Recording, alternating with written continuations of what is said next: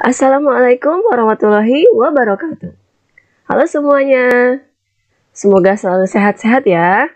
Oke, pada pertemuan keempat ini kita akan belajar tentang motivasi, sikap, dan perilaku sosial. Ada yang tahu apa itu motivasi? Oke, kalau belum, kita simak ya.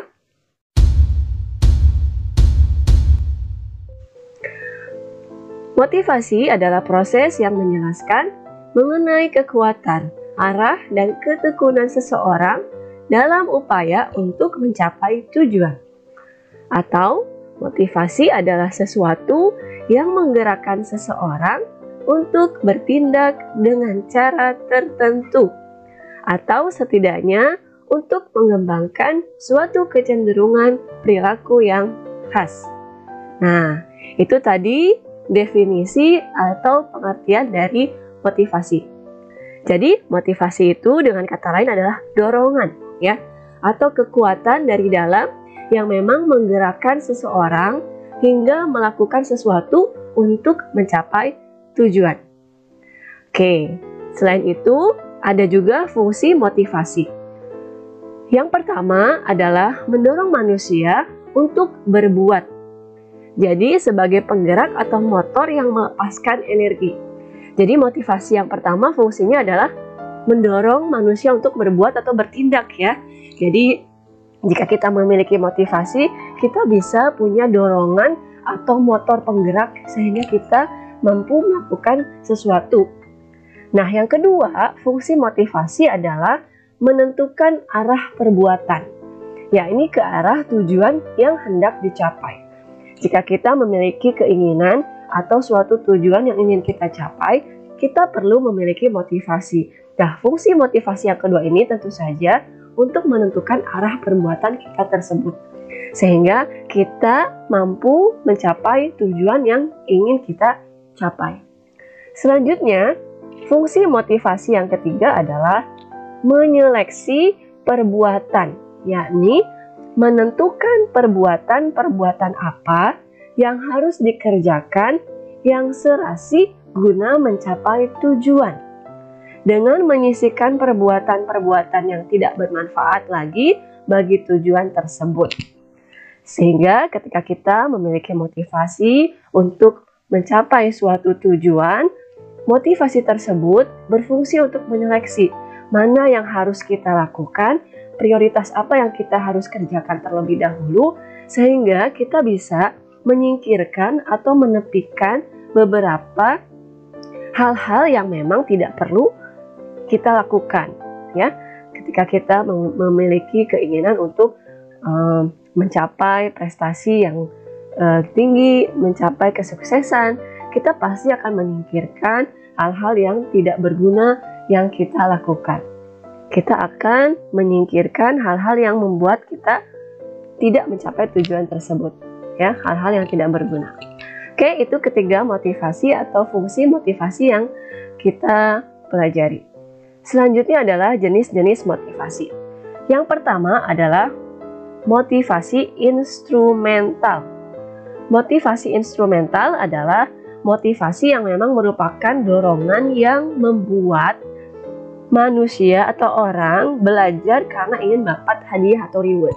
Ketika kamu belajar ingin mendapatkan sesuatu, misalnya ada hadiah dari orang tua atau hadiah dari teman-teman, atau kamu mendapatkan hadiah dari dosen, ya. Ternyata dalam segi pendidikan, dalam pembelajaran kamu selalu mendapatkan hasil yang terbaik sehingga orang-orang sekitar kamu mengapresiasi, ya. Hadiah tersebut tidak hanya bentuknya fisik, ya, misalnya ada bentuknya hadiahnya nanti buku, hadiahnya laptop, handphone dan sebagainya. Tidak mesti. Hadiah tersebut bisa jadi ucapan hebat, ya, atau pujian. Kamu bisa, kamu luar biasa. Itu juga hadiah atau reward, ya. Motivasi instrumental tadi adalah motivasi yang merupakan dorongan yang membuat seseorang belajar karena ingin mendapat reward atau hadiah. Hadiahnya tidak harus berupa bentuk fisik, tetapi juga bisa juga ucapan atau pujian. Selanjutnya jenis motivasi sosial, ya. Motivasi sosial ini biasanya seseorang belajar untuk mengerjakan tugas Ketika teman-teman dapat tugas dari saya, dapat tugas dari dosen yang lain, teman-teman termotivasi untuk mengerjakannya. Karena ini adalah tugas yang diberikan oleh dosen, tugas yang diberikan oleh bos misalnya. Jadi saya harus mengerjakannya. Nah, itu adalah motivasi sosial. Memang seseorang mengerjakan tersebut karena memang diberi tugas, ya. Misalnya di rumah teman-teman juga mendapat tugas dari orang tua. Dari ibu teman-teman mendapat tugas untuk nyetrika, untuk beres-beres, misalnya untuk perempuan ya. Laki-laki misalnya mendapat tugas untuk bantu orang tua, ayah misalnya ya. Itu motivasi sosial. Selanjutnya, motivasi berprestasi. Motivasi berprestasi ini adalah motivasi seseorang ingin berprestasi. Ketika ada beasiswa untuk mahasiswa yang berprestasi, di situ teman-teman mungkin termotivasi untuk mendapatkan beasiswa tersebut. Sehingga teman-teman rajin belajar, ingin mendapatkan IPK yang tinggi dengan nilai semuanya A misalnya. Nah, di situ teman-teman termotivasi untuk berprestasi, ya. Selanjutnya yang terakhir adalah motivasi intrinsik. Motivasi intrinsik ini motivasi yang memang dari dalam, ya. Teman-teman mendapatkan motivasi atau dorongan dari diri sendiri. Ingin melakukan apapun, kalau tidak ada dorongan dari diri sendiri ya tidak bisa ya. Nah, motivasi intrinsik ini dorongan yang kuat dari dalam sendiri, dari diri sendiri, tanpa ada iming-iming reward, tanpa ada iming-iming tugas, tanpa ada iming-iming prestasi, tetapi teman-teman tetap ingin melakukan yang terbaik, mengerjakan tugas tetap yang terbaik, mengerjakan pekerjaan rumah tetap yang terbaik ya, meskipun misalnya tidak diperintah, meskipun tidak akan mendapatkan beasiswa, teman-teman tetap melakukan yang terbaik. Itu motivasi intrinsik. Baik, setelah mempelajari jenis-jenis motivasi, kita lanjutkan ke indikator seseorang termotivasi. Nah, kita bisa melihat ya ciri-ciri atau seseorang yang sudah termotivasi itu seperti apa. Yang pertama, orang yang sudah termotivasi atau indikator seseorang yang termotivasi adalah ulet, ya. Tanpa ada pekerjaan, tanpa ada dorongan dari orang lain, dia sudah ulet dalam melakukan sesuatu, ya, karena dia sudah termotivasi. Misalnya dia memiliki motivasi intrinsik atau dari dalam dirinya sendiri. Jadi dia ulet mengerjakan apapun, baik itu pekerjaan rumah, pekerjaan kampus, ataupun pekerjaan di kantor. Selanjutnya, tekun. Orang tersebut pasti tekun karena dia sudah termotivasi, ingin mencapai tujuan yang ada di hadapannya, dia akan sekuat tenaga untuk memperolehnya. Tekun mengerjakan hal-hal yang kecil-kecil hingga mengerjakan hal-hal yang besar. Selanjutnya, menunjukkan minat terhadap macam-macam masalah.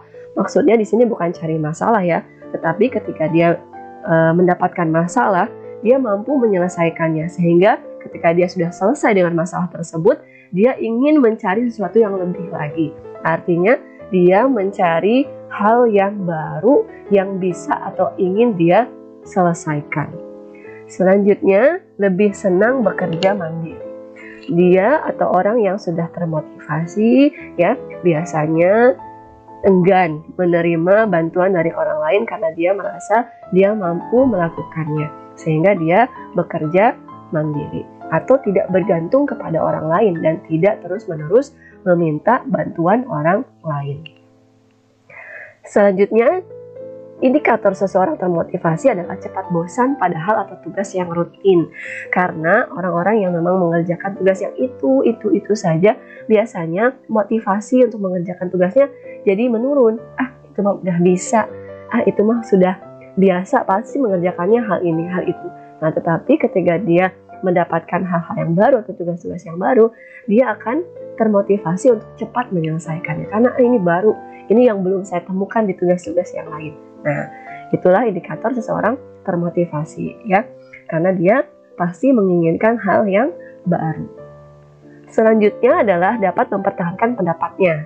Nah, ini ciri atau indikator seseorang termotivasi ya, ketika dia memiliki pendapat ya, karena dia yakin akan tujuannya, dia mempertahankannya, tidak mudah goyah, tidak mudah diombang-ambing, tidak mudah dipengaruhi. Dia yakin pendapatnya itu yang bisa dia pertahankan dan tidak mudah melepas keyakinan atau yang diyakininya.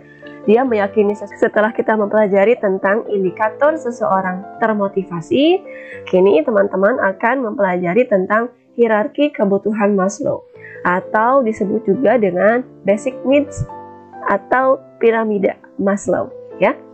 Kita lihat gambar yang pertama adalah fisiologis. Fisiologis di sini adalah merupakan kebutuhan awal atau kebutuhan dasar, ya. Selanjutnya setelah fisiologis adalah kebutuhan rasa aman dan nyaman. Dilanjutkan dengan kebutuhan cinta dan rasa memiliki, lalu harga diri, dan puncaknya adalah aktualisasi diri. Kebutuhan fisiologis atau kebutuhan dasar ini adalah kebutuhan yang harus terpenuhi terlebih dahulu sebelum kebutuhan-kebutuhan yang lainnya. Artinya, kebutuhan fisiologis merupakan kebutuhan yang harus dipenuhi dan menjadi penting bagi seseorang. Karena ketika kebutuhan fisiologis ini belum terpenuhi, maka kebutuhan rasa aman, rasa cinta, harga diri, dan aktualisasi diri tidak akan juga terpenuhi. Maka dari itu, kita harus memenuhi terlebih dahulu kebutuhan fisiologis. Lalu kebutuhan fisiologis itu apa saja? Kebutuhan fisiologis itu misalnya adalah udara, air, makan dan minum, serta hubungan suami istri. Nah, hubungan suami istri ini tentu saja bagi yang sudah menikah, ya. Jadi kebutuhan fisiologis, kebutuhan yang memang dasar kan, ya. Kita lihat udara, kita bernafas memerlukan udara atau oksigen. Nah, kita juga membutuhkan air untuk makan, minum, dan sebagainya, ya. Kita juga membutuhkan makan untuk hidup, makan untuk energi, ya, dan sebagainya. Lalu yang kedua adalah kebutuhan rasa aman.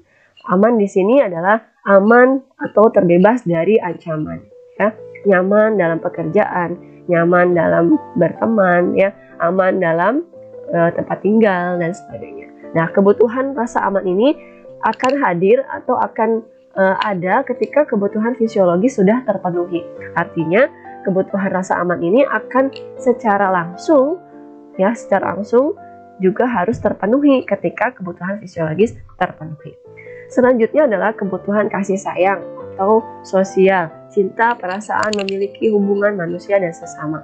Artinya kebutuhan kasih sayang ini juga kita penting atau perlu kita penuhi. Kebutuhan kasih sayang terhadap, kalau yang sudah menikah berarti yang terhadap suaminya atau istrinya, terhadap anak-anak, terhadap saudara, teman, dan sebagainya. Kebutuhan sosial itu artinya kita juga perlu untuk bersosialisasi. Kita butuh untuk punya teman, kita butuh untuk punya tempat bergaul dan sebagainya. Nah, kebutuhan kasih sayang ini juga akan muncul ketika kebutuhan fisiologis, kebutuhan rasa aman sudah terpenuhi. Artinya kebutuhan dasar, kebutuhan yang kedua, dan kebutuhan yang ketiga akan muncul dan juga harus terpenuhi.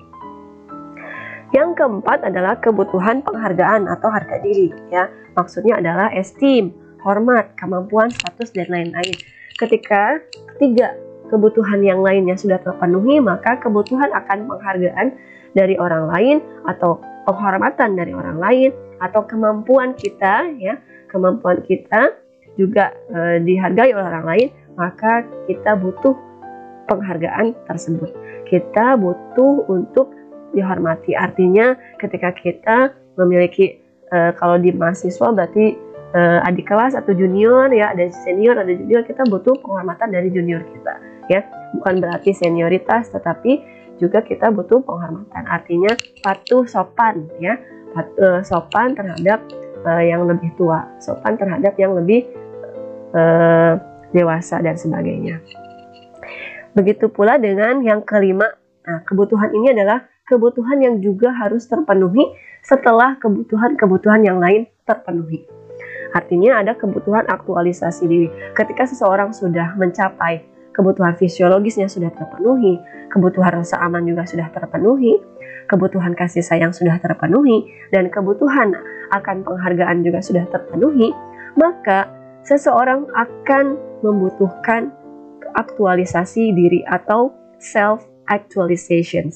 Artinya seseorang akan tumbuh perasaan saling melengkapi dan merealisasikan potensi. Ketika misalnya teman-teman sudah lulus dari kuliah, teman-teman memiliki gelar D3 misalnya D3 sarjana akuntansi atau misalnya D3 SI, TI dan sebagainya ya, kalau tidak salah. Nah, di situ berarti teman-teman perlu mengaktualisasikan diri dan merealisasikan potensi teman-teman. Misalnya di bidang pekerjaan, sesuaikan dengan pekerjaan yang kita inginkan. Kita maunya pekerjaan yang misalnya menjadi seorang akuntan, menjadi seorang ahli TI. Nah, kita sesuaikan dengan potensi yang kita miliki. Diaktualisasikan dengan pekerjaan-pekerjaan atau bidang-bidang yang kita minati. Nah, itulah hierarki kebutuhan Maslow yang teman-teman perlu ketahui sehingga teman-teman bisa memenuhi kebutuhan-kebutuhan yang memang menjadi dasar dari sebuah kebutuhan manusia. Kita lanjutkan ke perilaku. Apa itu perilaku? Perilaku adalah cara bertindak yang menunjukkan tingkah laku seseorang dan merupakan hasil kombinasi antara pengembangan anatomis, fisiologis, dan psikologis. Perilaku juga disebut sebagai merupakan hasil daripada segala macam pengalaman serta interaksi manusia dengan lingkungannya yang terwujud dalam bentuk pengetahuan, sikap, dan tindakan. Nah, itulah definisi dari perilaku ya. Jika disebut perilakunya kok tidak begitu baik, perilaku mandiri, perilaku sehat ya, seperti yang sekarang kita sedang gaungkan ya, perilaku hidup sehat, new normal. Nah, itulah cara bertindak berarti menunjukkan tingkah laku sehat. Kalau perilaku sehat merupakan hasil segala macam pengalaman. Oh, ternyata kemarin itu perilaku tidak sehat yang kalau bersin tidak tutup mulut ya, misalnya kita tidak sering cuci tangan dan sebagainya. Nah, sekarang perilaku sehat berarti kita menunjukkan tingkah laku sehat ya, hasil kombinasi antara pengembangan anatomis, fisiologis, dan psikologis. Kita lihat ya, anatomis bentuk tubuh kita, fisiologis bentuk tubuh kita, dan psikologis mental kita terapkan pada perilaku sehari-hari kita. Lalu apa itu perilaku sosial? Perilaku sosial adalah keberhasilan seseorang untuk menyesuaikan diri terhadap orang lain pada umumnya dan terhadap kelompok pada khususnya. Nah, perilaku sosial tadi ketika seseorang berperilaku ya, dia mampu menyesuaikan diri pada orang lain ya, umumnya, tetapi khususnya pada kelompok tertentu. Atau perilaku sosial adalah aktivitas fisik dan psikis seseorang terhadap orang lain atau sebaliknya dalam rangka memenuhi diri atau orang lain yang sesuai dengan tuntunan sosial. Ya, jadi perilaku sosial itu dia berhasil menyesuaikan diri terhadap orang lain, terlebih lagi terhadap kelompoknya. Maksudnya kelompoknya itu jika kita berkeluarga berarti kita berperilaku sosial dengan keluarga. Ketika kita berlingkungan atau bermasyarakat, kita mampu menyesuaikan diri dengan lingkungan kita, dengan tempat kerja kita.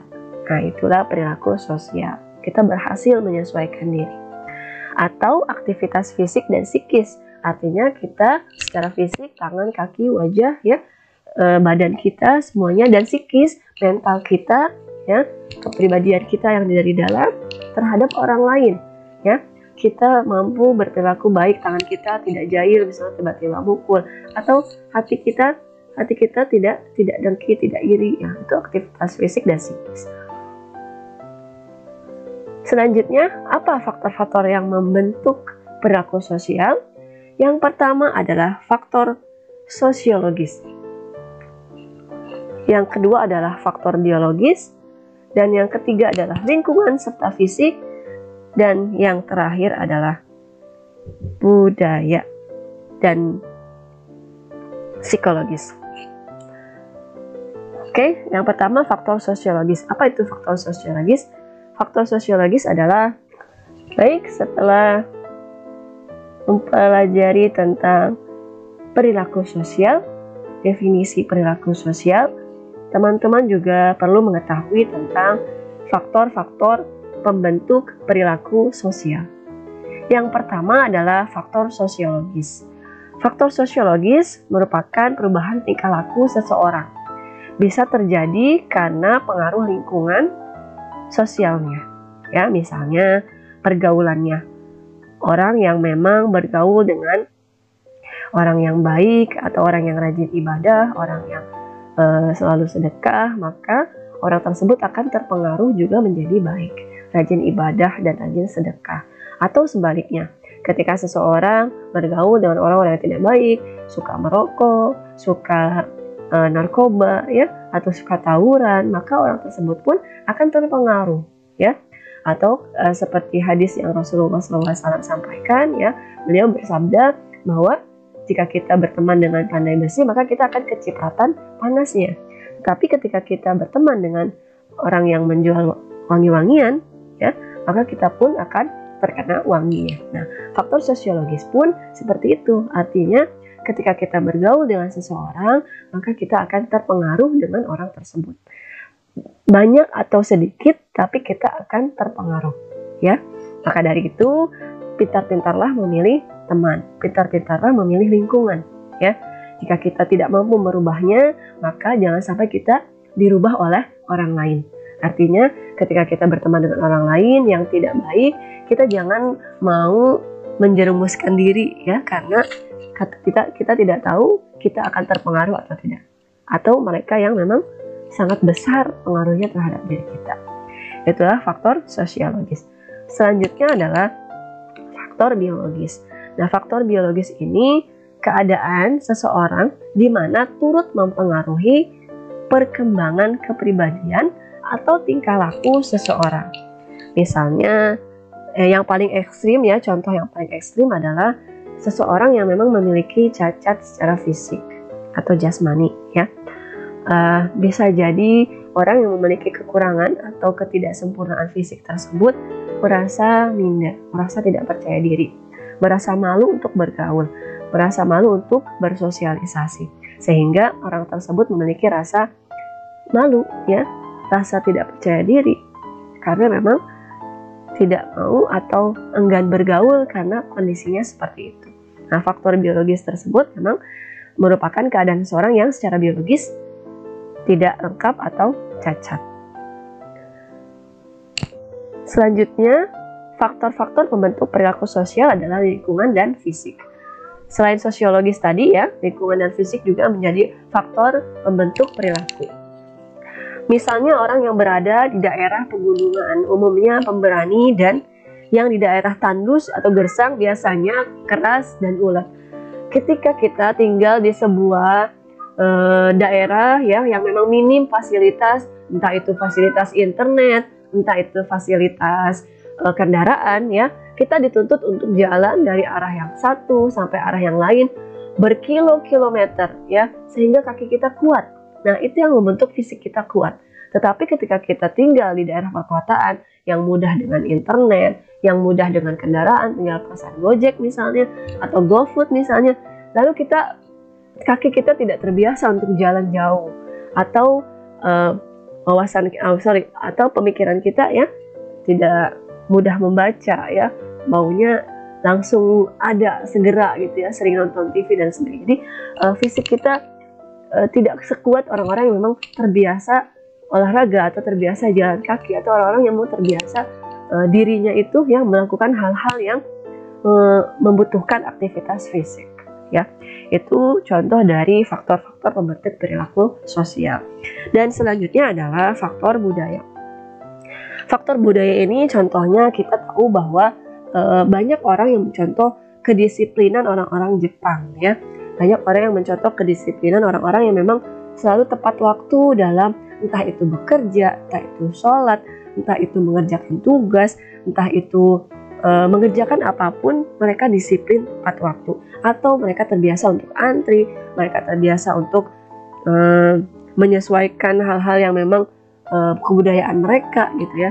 Dan di sini faktor budaya ini sangat juga mempengaruhi pembentukan perilaku sosial. Kita tahu bahwa di Singapura, ya, ketika buang sampah sembarangan itu menjadi hal yang sangat memalukan, ya, tetapi di kita itu hal yang sudah biasa, dan bahkan banyak sampah di mana-mana. Atau ketika ada lampu merah ya, ada orang yang menerobos dengan seenaknya gitu ya, tanpa mendapatkan denda kalau tidak ada polisi gitu ya, tanpa diketahui, dan orang-orang lain akan menirunya gitu, oh yang di sana aja nerobos nggak apa-apa gitu ya. Tetapi ketika kita melakukannya di negara-negara yang memang sudah menerapkan peraturan tersebut, maka setiap berapa bulan gitu ketika kita menerobos lampu lalu lintas, maka akan ada dendanya gitu. Datang ke rumah denda itu ya, bahwa Anda sudah melanggar lalu lintas ya. Akan ada potretnya gitu ya, bahwa mobil atau kendaraan kita melanggar lalu lintas. Nah, itulah budaya ya, dan di kita belum, mudah-mudahan menuju proses untuk membiasakan budaya-budaya tertib, budaya-budaya disiplin, dan budaya-budaya yang memang positif. Selanjutnya yang terakhir adalah faktor psikologis. Nah, faktor psikologis ini misalnya faktor-faktor yang membentuk perilaku sosial seseorang menjadi atau temperamen, atau emosional, atau sabar, atau baper, atau orang-orang yang memang selalu bijaksana menghadapi sesuatu. Nah, faktor-faktor psikologis ini yang membuat kita ketika kita berhadapan dengan teman kita atau orang lain, kita melihat si suasana hati orang atau teman yang diajak bicara. Apakah sedang bagus ataukah sedang buruk. Nah, ketika sedang bagus, kita ajak bicara dengan panjang lebar pun pasti akan bagus. Kita membentuk perilaku sosial psikologis yang memang baik ketika kita melihat keadaan psikologis seseorang. Oke, baik, itulah faktor-faktor pembentuk perilaku sosial. Oke, selanjutnya bentuk-bentuk perilaku sosial. Bentuk perilaku sosial itu apa saja? Yang pertama adalah rasionalitas instrumental. Rasionalitas instrumental, lalu rasionalitas nilai, dan rasionalitas atau tindakan tradisional. Rasionalitas instrumental adalah tindakan seseorang yang didasarkan atau dilakukan atas pertimbangan atau pilihan sadar. Artinya ketika seseorang melakukan tindakan tersebut, mereka mengetahuinya atau dengan sadar melakukan tindakan tersebut, ya. Atau berhubungan juga dengan tujuan tindakan tersebut. Contohnya ketika seorang dosen ya ingin mengecek atau mengetes mahasiswanya memahami apa yang telah dipelajari atau tidak. Caranya dengan memberikan tes atau kuis ya. Lalu bisa dilihat mahasiswa itu bisa menerima atau memahami yang telah disampaikan dosen atau tidak. Nah, rasionalitas instrumental yang dilakukan oleh dosen tersebut merupakan tindakan yang memang didasarkan atau dilakukan atas pertimbangan pilihan ya, atau tujuan ya untuk tindakan tersebut. Saya mengambil tes, tindakannya apa? Tujuannya apa? Tujuannya untuk mengetahui mahasiswa bisa memahami atau tidak ya. Selanjutnya adalah rasionalitas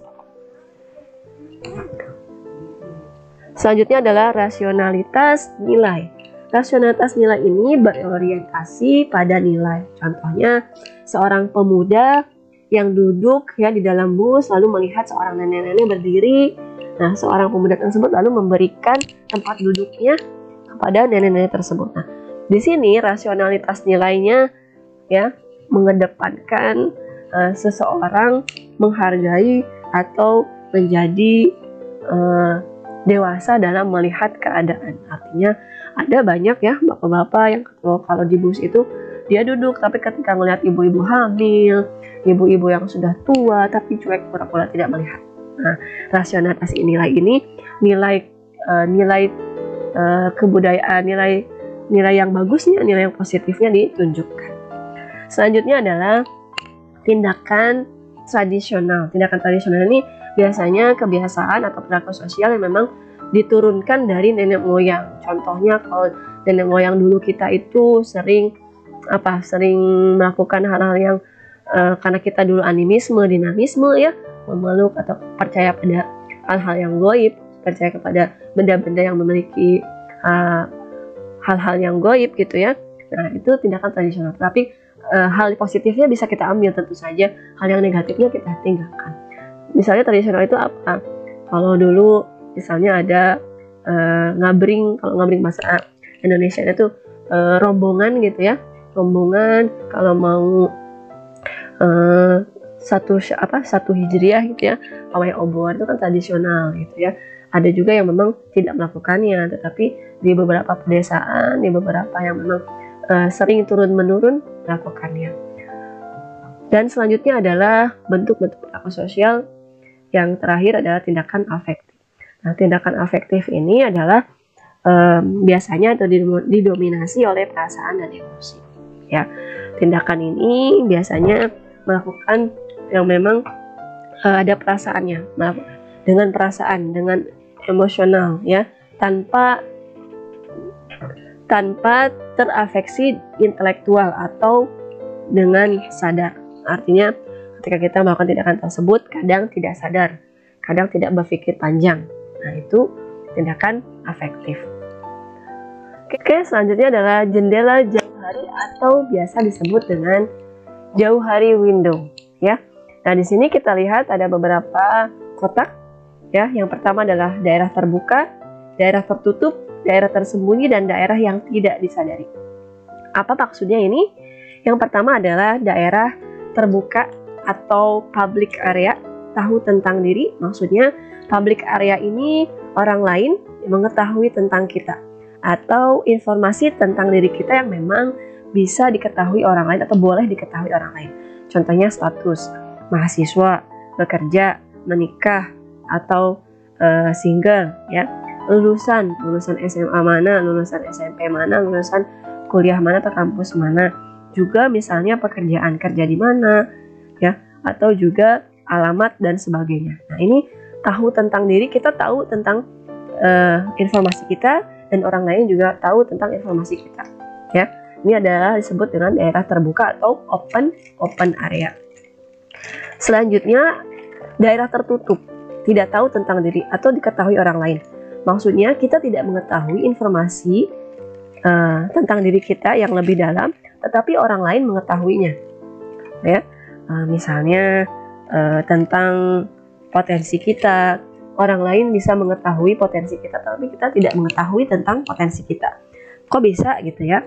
Bisa jadi mereka melihat dari hal-hal yang memang sering kita lakukan, sehingga orang yang tahu, ya, bisa menyimpulkan tentang diri kita. Nah, di situ kita tidak mengetahui diri kita, tetapi orang lain mengetahui diri kita. Ini daerah tertutup disebutnya, ya.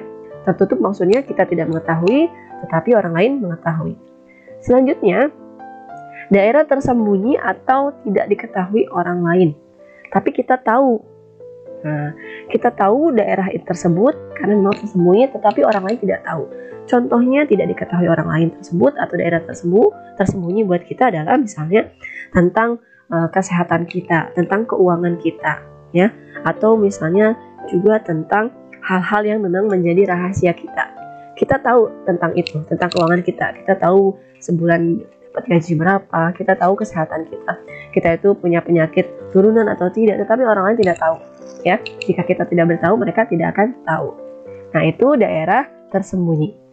Lalu daerah yang tidak disadarinya atau tidak tahu tentang diri, kita tidak tahu tentang diri kita, orang lain pun tidak tahu mengenai diri kita.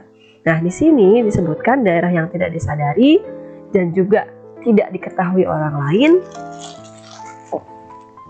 Misalnya informasi yang memang orang lain dan kita juga tidak mengetahuinya. Nah, contohnya apa?